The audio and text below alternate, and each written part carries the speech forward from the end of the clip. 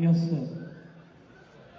नमस्कार, प्रणाम। और आज फिल्मची म्यूजिक अवार्ड्स हो गए।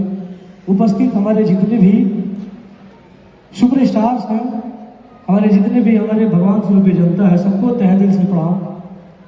और आज इस मुकाम पर हमारे बनी इनमें सबसे ज्यादा योगदान आप सबके बात। एक बार जोरदार ताली अपना भाई का भी बजाइए।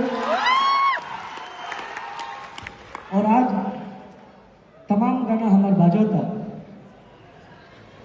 हर की दिल देखे तो नहीं देखाए रसीला, दिल देखे तो नहीं देखाए रसीला, तहरा नाम पर लिख दे पटना जिला। हर की यूपी बिहार में खिलल हमार नामावा, हर किए भाई लोग तोहरे करानावा।